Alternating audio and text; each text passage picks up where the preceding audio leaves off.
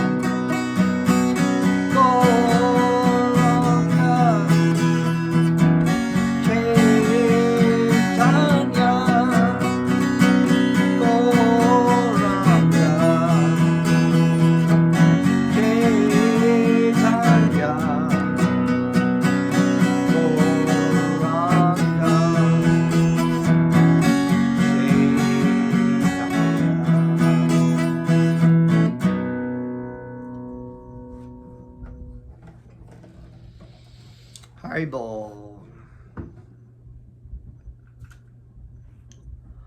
Om Namo Bhagavate Vasudevaya. Was born in the darkness of ignorance, and my spiritual master opened my eyes with the torch of knowledge. I offer my respectful obeisances unto him.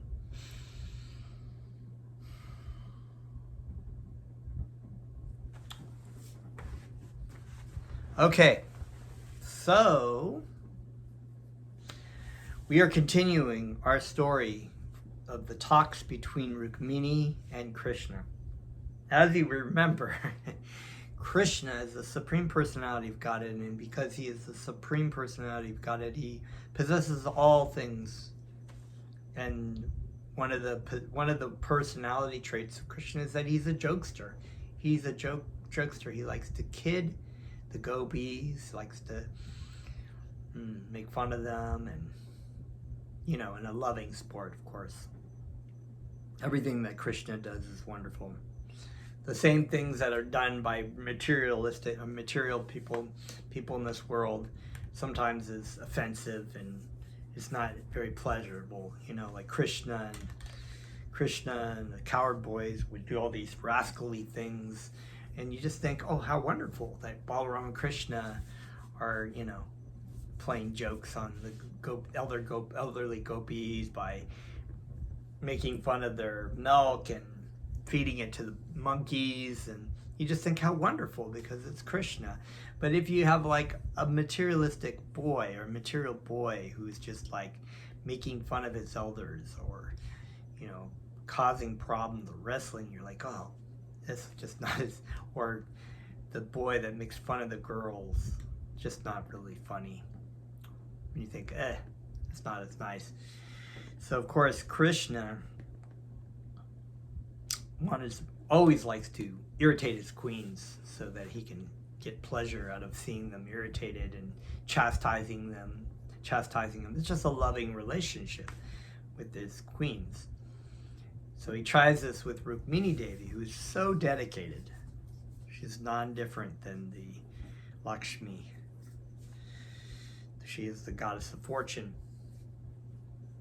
So he tries all these things, and, sort of like belittles himself as being all these things, and that there were better princes that she should marry, and that it's probably better that she just divorce him and find a suitable husband. And Rukmini just like immediately has like, it's just like a transformation physically and mentally. She's so distraught by what Krishna is saying. She can't figure it out. She starts losing weight. And she falls to the ground.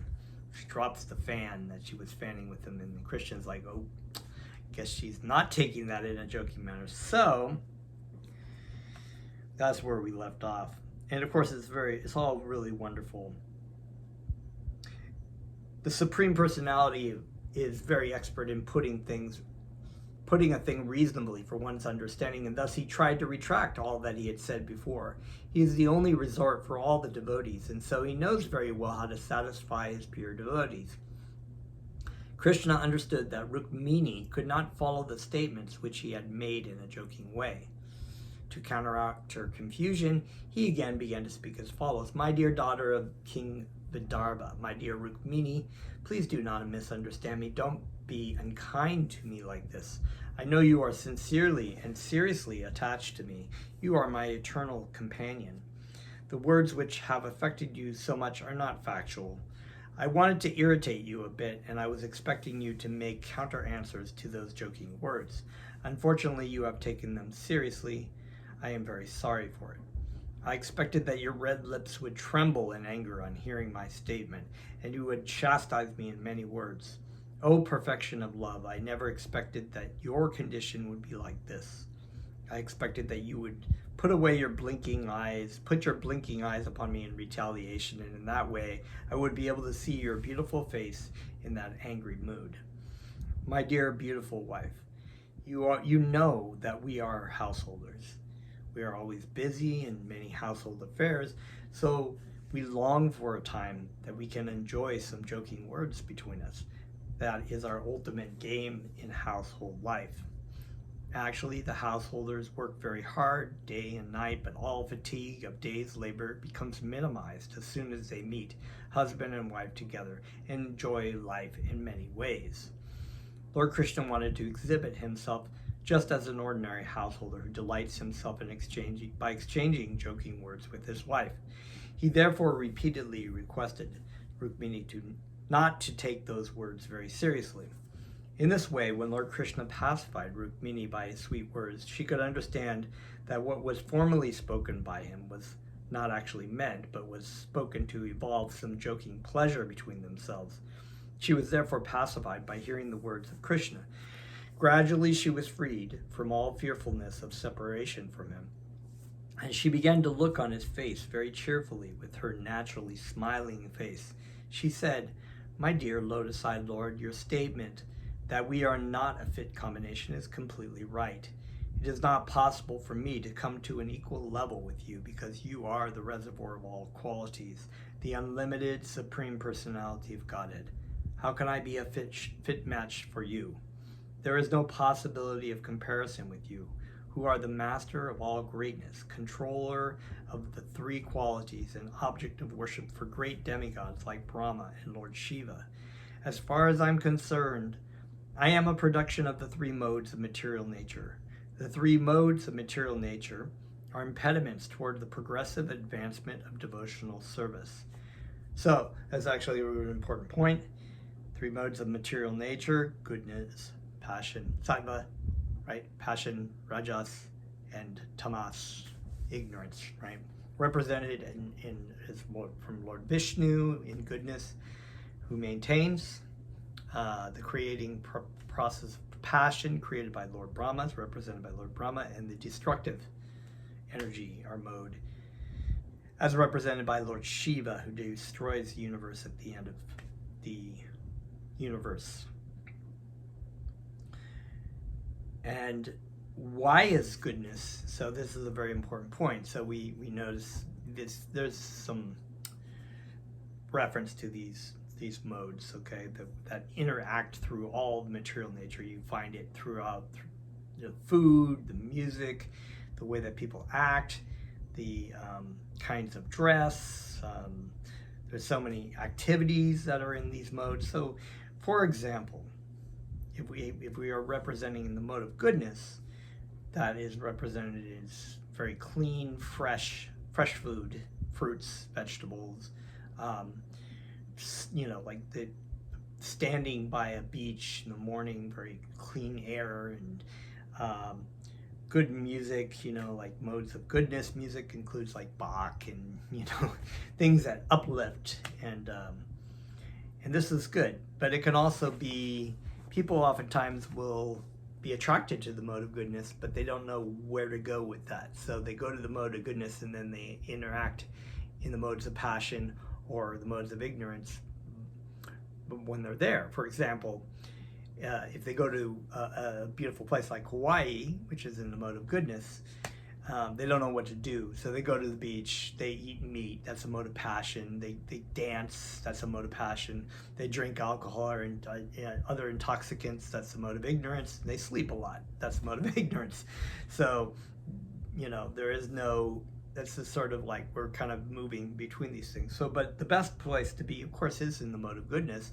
But from that point, you must engage in a meditative practice, so we get to the spiritual mode of goodness, or the spiritual form of mode of goodness, which is to engage in Krishna consciousness. That's above, because when you're engaging in these things, you're still incurring karma. Even in the mode of goodness, you might be doing things like charitable works, and that's just generally in the mode of goodness. However, because it is an activity and there's karma attached to that, and you've done something, it's like a bank account. You get the good karmic reaction, which you have to pay off in another form of life. Similarly, modes of passion, modes of ignorance, same thing. So she's saying the three modes of material nature are impediments towards the progressive advancement of devotional service. They are. Especially, modes of goodness are the best because you can engage easily in spiritual meditation in the mode of goodness. Mode of passion is a little bit more difficult. And the modes of ignorance is impossible. It's only by the mercy of Krishna that you can come out of the mode of ignorance.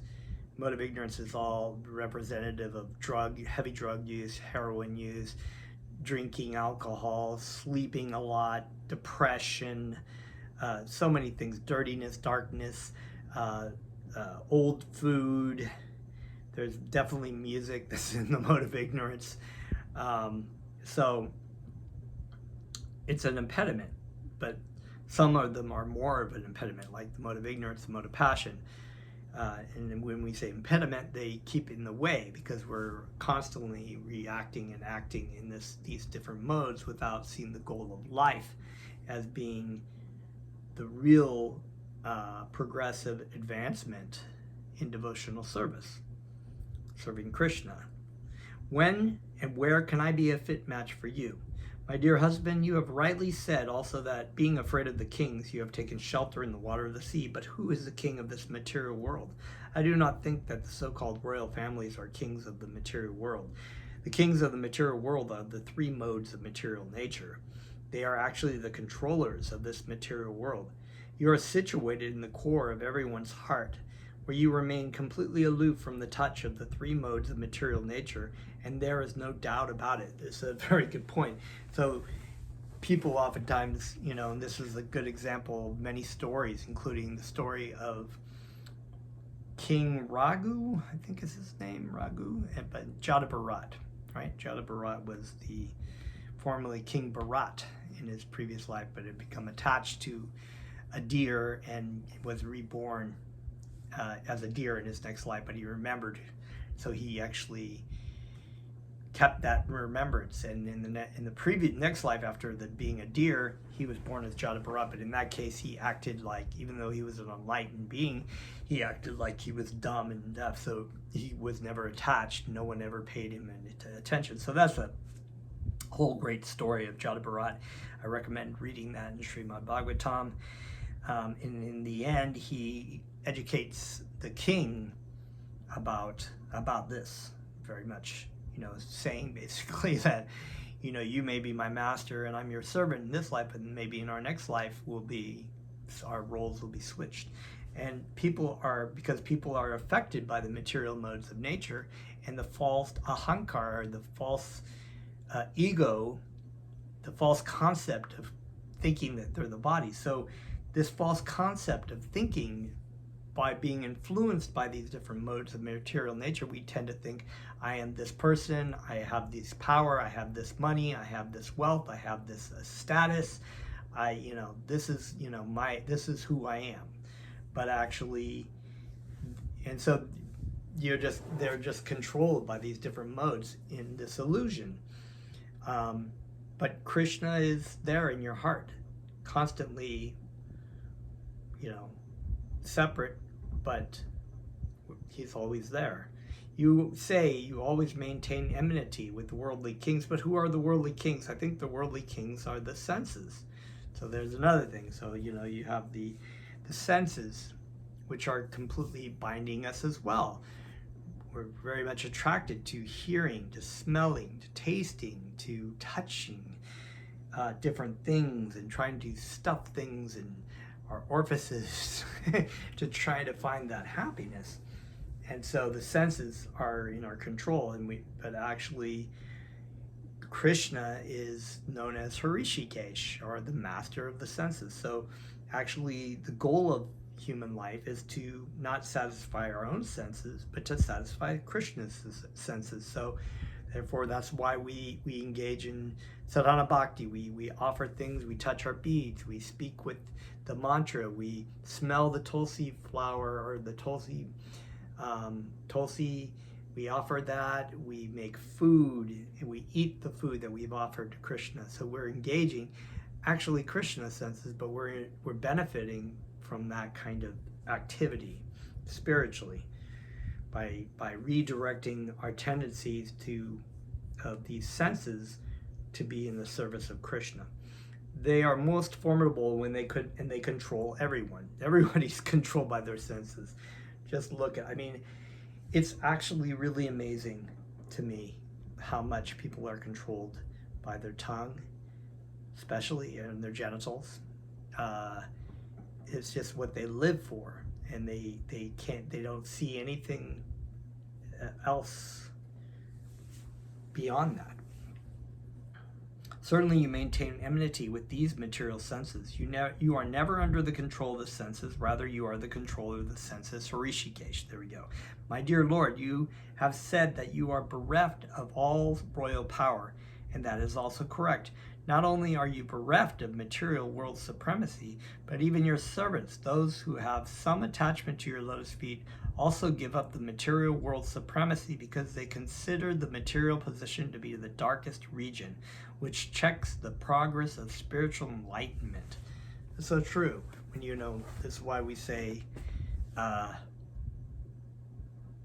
we were in the darkness of ignorance, right? Omalagana Tamirandasha Gananjana Shalakaya Chakmur Militam Yena Tashma Shri Gurave Namaha. I was born in the darkness of ignorance. Boom. That's the mode of ignorance. Just in this cave, right? In the material world, thinking this is who I am, this is my enjoyment. And my spiritual master, the external manifestation of Krishna as the representative of the Paramatma, the same Krishna in our heart,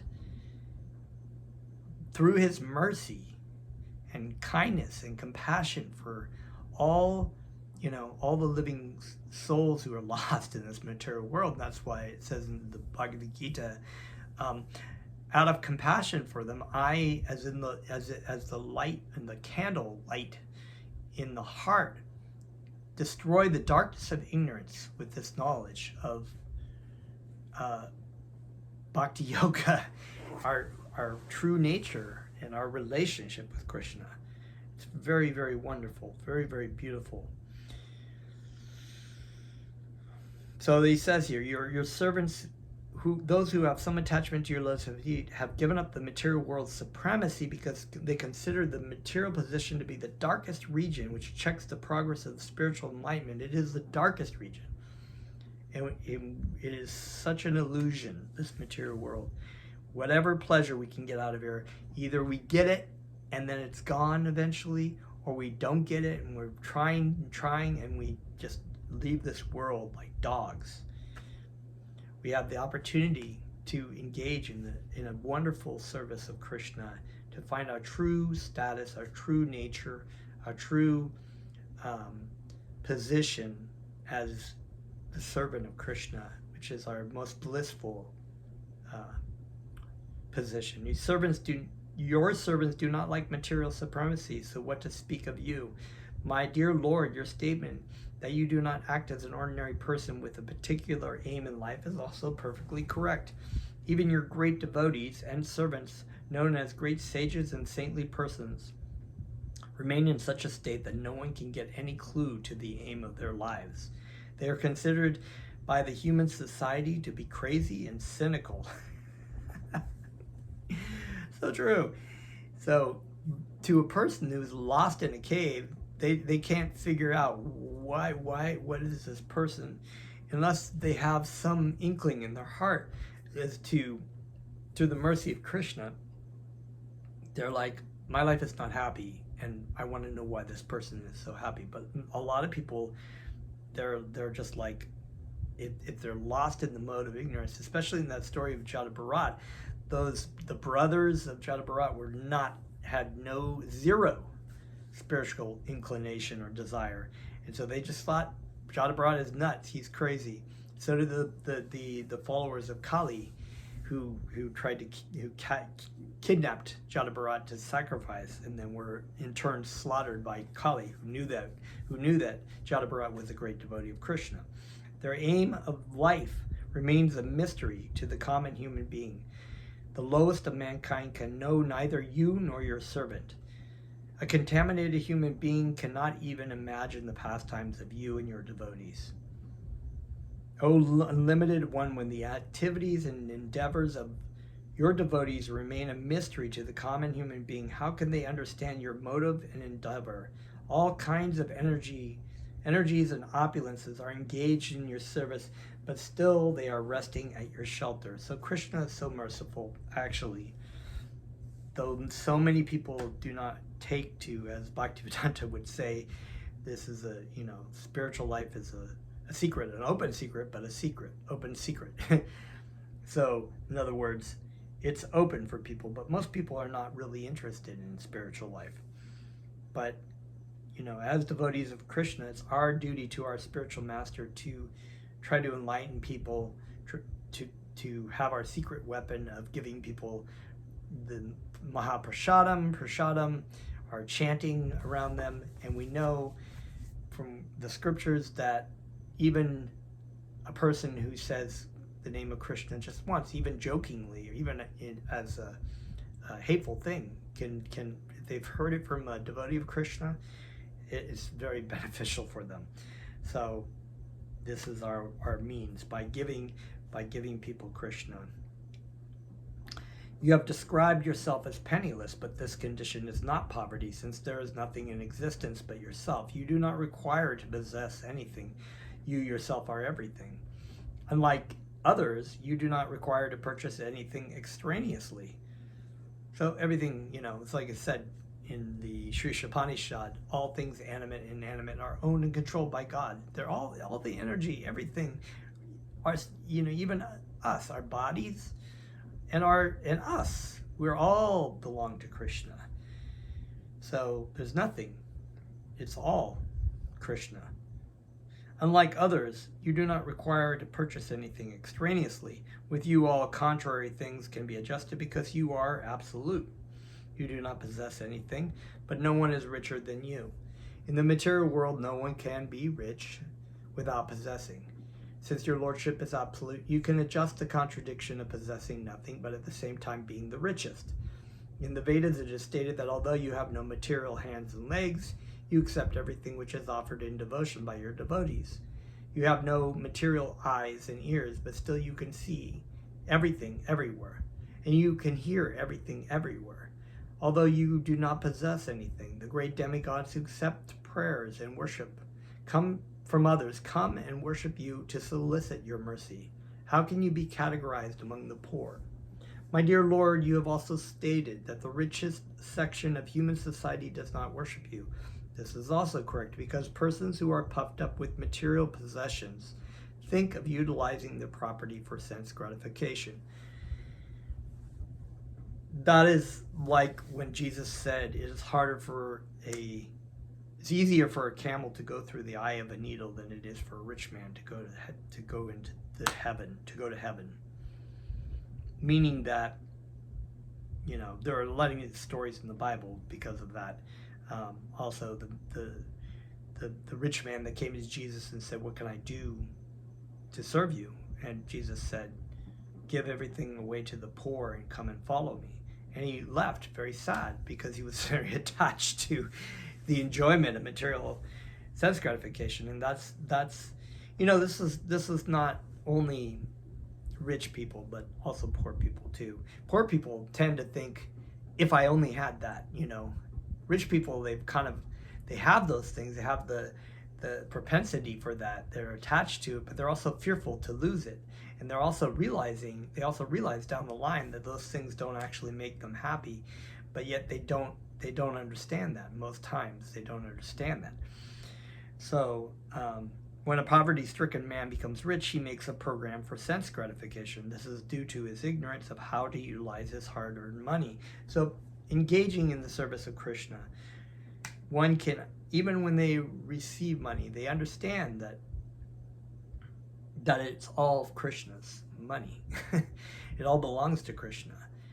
And they utilize that in the service of Krishna. And we're going to come to a story of the Sudama Brahmin, who is actually a very poor Brahmin who received so much money and wealth from Krishna because he wasn't attached to it, and he knew that he wasn't really attached to it, and he just utilized it in the service of Krishna without being affected by it.